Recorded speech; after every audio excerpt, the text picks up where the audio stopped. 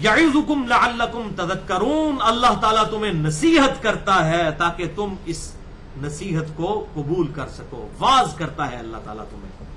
3 چیزیں بتا دی، عدل کرو، احسان کرو اور رشتہ داروں کے ساتھ حسن سلوک کرو، اور 3 چیزوں سے منع کر دیا۔ بے حیائی سے بچنا ہے، ہر اس برائی سے بچنا ہے، نمبر 2 جس کو تمہارا دل مانتا ہے کہ یہ برائی ہے، اور نمبر 3 بڑی بڑی جو برائیاں ہیں، بڑے بڑے سرکشی کے کام ہیں، جو بغاوت کے کام ہیں، ان سے بچنا ہے تاکہ تم نصیحت حاصل کر سکو۔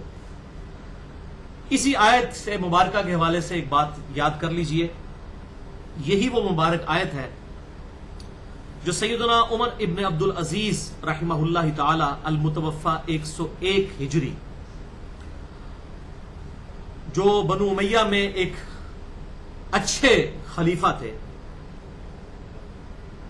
جہاں اتنے برے خلفاء تھے ان میں سے ایک اچھے خلیفہ، 99 ہجری میں خلیفہ بنے، 101 ہجری میں بنو امیہ کے لوگوں نے ہی انہیں زہر دے کر شہید کر دیا 38 سال کی عمر میں۔ اب میری بھی تقریباً 38 سال ہونے والی ہے، یعنی اتنی عمر میں وہ دنیا سے چلے گئے تھے عمر بن عبد العزیز۔ 3 بر اعظموں تک مسلمانوں کی حکومت پہنچ چکی تھی، لیکن وہ شخص پیون لگے کپڑے پہنتا تھا، اور جب مسجد نبی میں آتا تھا لوگوں کی چیخیں نکل جاتی تھی کہ دنیا کا اس وقت سب سے بڑا بادشاہ ہے اور اس کی اپنی زہد کا یہ عالم ہے۔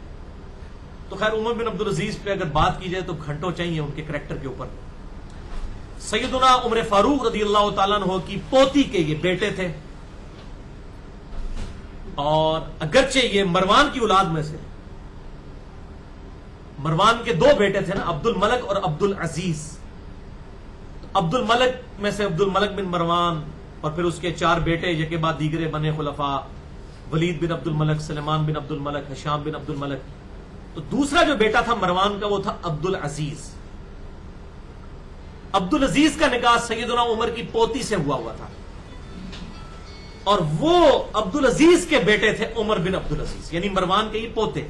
اب دیکھیں نا جی، اسی لیے وہ مثال دی جاتی ہے نا کہ امام جعفر صادق علیہ السلام کہا کرتے تھے کہ عمر بن عبد العزیز کی مثال بنو امیہ میں ویسے ہی ہے جیسا کہ موسیٰ علیہ السلام کی مثال جو ہے آل فرعون میں، یعنی موسیٰ علیہ السلام کی پرورش ہوئی تو فرعونیوں کے اندر، لیکن موسیٰ علیہ السلام کے کیا کہنے، یہاں پر بھی عمر بن عبد العزیز ہے تو آل امیہ میں سے تھے، لیکن زہد و برا میں وہ اور حدیث کی فیلڈ کے اندر، قرآن کی فیلڈ کے اندر اپنے زمانے کے امام تھے، بڑے بڑے محدثین ان سے جا کے علم سیکھتے تھے، اور ان کی جو تربیت ہے وہ عبداللہ ابن عباس رضی اللہ تعالیٰ عنہ کے شاگرد تھے عبید اللہ، انہوں نے ان کی تربیت کی ہوئی تھی بچپن میں۔ اور سنن نسائی میں آتا ہے، حضرت انس ابن مالک کہتے ہیں کہ میں نے رسول اللہ صلی اللہ علیہ وسلم کے بعد جن لوگوں کے پیچھے نمازیں پڑھی ہیں ان میں سے سب سے قریب نبی صلی اللہ علیہ وسلم کی سنت کے مطابق میں نے جن لوگوں کو پایا ان میں سے ایک عمر بن عبد العزیز ہے۔ یہ حضرت انس بن مالک کا فرمان ہے عمر بن عبد العزیز کے بارے۔ بہرحال ایک نیک شخص تھے۔ اب عمر بن عبد العزیز 99 ہجری میں خلیفہ بنے، حادثاتی طور پہ بن گئے، یہ الگ سے ایک سٹوری ہے، ویسے ایسے شریف آدمی کو کون اوپر آنے دیتا ہے، یہ ایک حادثاتی طور پہ اوپر آ گئے۔ بہرحال 41 ہجری میں صلح حسن کے بعد جب سیدنا حسن نے حضرت معاویہ بن ابی سفیان رضی اللہ تعالی عنہ کے ساتھ صلح کر لی، تو اس وقت سے لے کے 41 ہجری سے لے کے 99 ہجری تک مسلسل 60 سال تک بنو امیہ کے ممبروں پر سیدنا علی پر لعنت کی جاتی تھی، حضرت میر معاویہ کے دور میں بھی اور ان کے بیٹے کے دور میں بھی اور بعد کے لوگوں کے دور میں۔ علی پر لعنت، علی سے محبت کرنے والوں پر لعنت، والعیاذ باللہ تعالی۔ یہ بخاری اور مسلم میں بھی موجود ہے، باقی کتابوں میں نے پورا لیکچر اس پہ دیا ہے۔ مسئلہ نمبر 101 صحیح مسئلہ خروج اور فکر حسین حق پرستی کی علامت ہے، اس میں میں نے اس کے ریفرنسز بھی دیے ہیں، اور اہل سنت پاک.com پہ میرا ریسرچ پیپر بھی ہے، ریسرچ پیپر نمبر 5B واقعہ کربلا کا حقیقی پس منظر 50 صحیح الاسناد احادیث کی روشنی میں، جو اہل سنت کی، ہماری اپنی اہل سنت کی کتابوں میں سے ہیں، اکثر حدیثیں بخاری اور مسلم سے ہیں، کچھ ابو داؤد اور ترمذی نسائی ابن ماجہ سے، اس میں نے یہ ڈیٹیل سے یہ ریفرنسز دیے ہیں کہ آپ عمر بن عبد العزیز رضی اللہ تعالیٰ عنہ رحمہ اللہ تعالیٰ علیہ السلام بھی ہم ان کو کہتے ہیں، ان تک یہ 60 سال تک یہ مسلسل بدعت جاری رہی، بنو امیہ کے ممبروں پر سیدنا علی پر لعنت ہوتی تھی. تو عمر بن عبدالعزیز جب خلیفہ بنے تو انہوں نے اپنے گورنروں کو خط لکھا. یہ آپ کو تاریخی کتابوں میں بڑی ڈیٹیل سے مل جائے گا. جلال الدین سیوطی کی کتاب ہے تاریخ الخلفاء، جو مختصر تاریخ کی کتابیں لکھی گئی ہیں.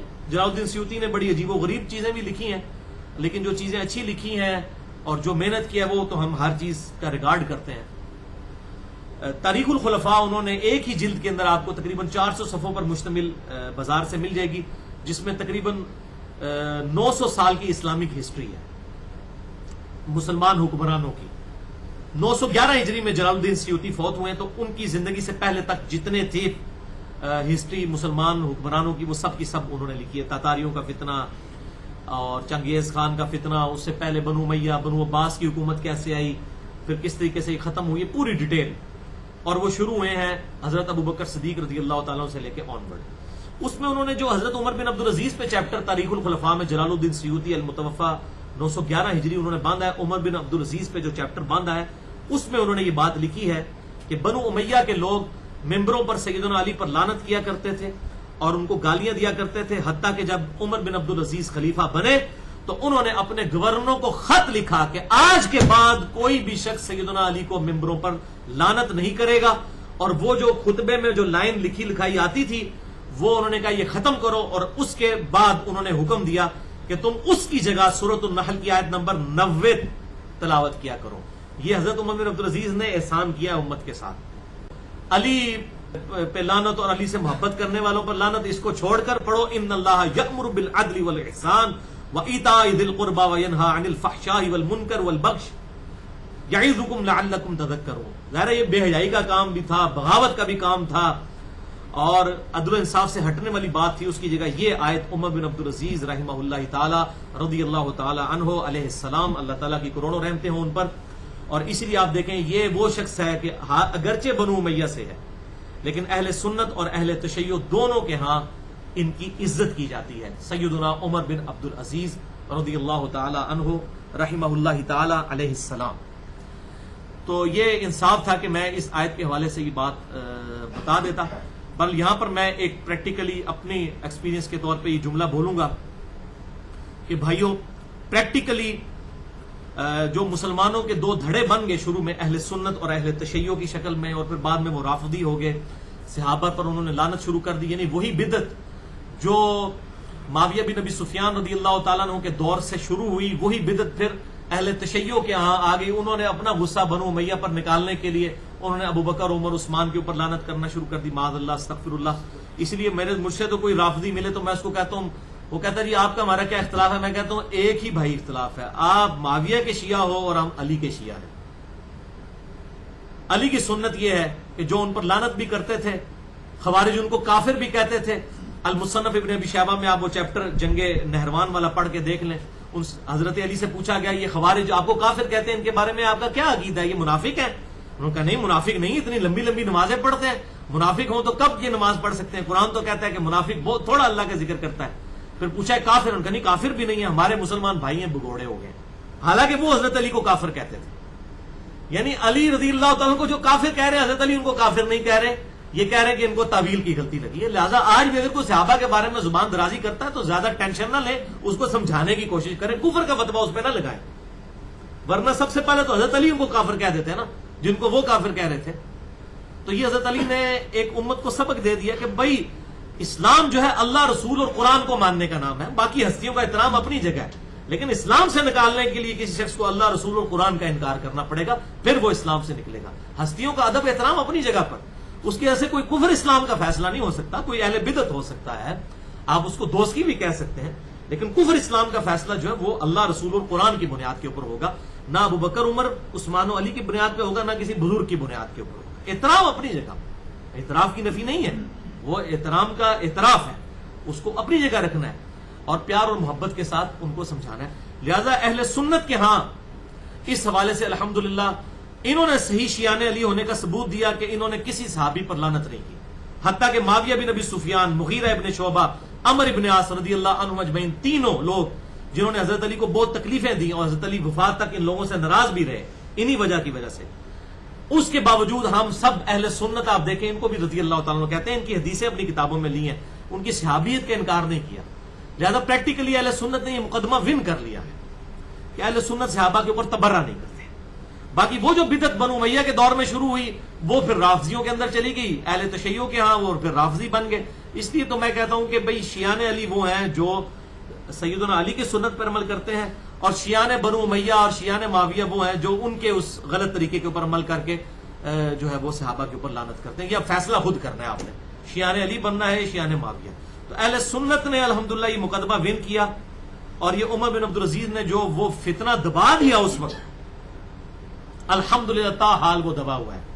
یعنی اہل سنت کہلوانے والا کوئی گروہ بھی ہو، بریلوی، دیوبندی، اہل حدیث یا ان کے آف شوٹس حنفی، شافعی، مالکی، حنبلی، کوئی بھی ہو، آپ کو یہ نہیں ملے گا کہ وہ مسجدوں میں اگر 3 خلفاء کا نام لکھیں، ابو بکر، عمر، عثمان اور 7 حضرت علی کا نام چھوڑ دیں، ایسا نہیں ہوگا۔ میرا چیلنج ہے، کسی سنی کی مسجد میں ایسا نہیں ہوگا، چاہے وہ کسی بھی مکتبہ فکر سے ہو جو اپنے آپ کو سنی کہتے ہیں۔ کہنے سے تو کیا ہوتا ہے، لوگ سارے اپنے آپ کو سنی کہتے ہیں، بس جو بھی کہلواتے ہیں سنی، ان کی مسجدوں میں آپ کو، اور نہ یہ ملے گا کہ وہ 4 خلفاء کے ساتھ معاویہ بن ابی سفیان کا نام لکھ دیں کہ یہ بھی خلیفہ راشد ہے۔ نہیں، حق 4 یار ہی کہیں گے، 5 یار نہیں کہیں گے۔ اور وہ 4 میں بھی سیدنا حسن کو شامل کیا جاتا ہے کیونکہ 6 مہینے ان کے شامل ہیں، تب وہ 30 سال کی خلافت راشدہ پوری ہوتی ہے۔ وہ میرا مسئلہ نمبر 101 دیکھ سکتے ہیں، اور واقعہ کربلا کا حقیقی پس منظر 50 صحیح الاسناد احادیث کی روشنی میں، اس میں بھی یہ چیز میں نے ڈیٹیل کے ساتھ بیان کی ہے۔ اللہ تعالیٰ سے دعا ہے جو حق بات میں نے کہی اللہ تعالیٰ ہمارے دلوں میں راسخ فرمائے، اگر جس بات میں میرے منہ سے کوئی غلط بات نکل گئی تو اللہ تعالیٰ ہمارے دلوں سے محو کر دے، ہمیں کتاب و سنت کی تعلیمات پر عمل کر کے دوسرے بھائیوں تک پہنچانے کی توفیق عطا فرمائے۔ سبحانک اللہم و بحمدک، اشہد ان لا الہ الا انت، استغفرک و اتوب الیک، وما علینا الا البلاغ المبین۔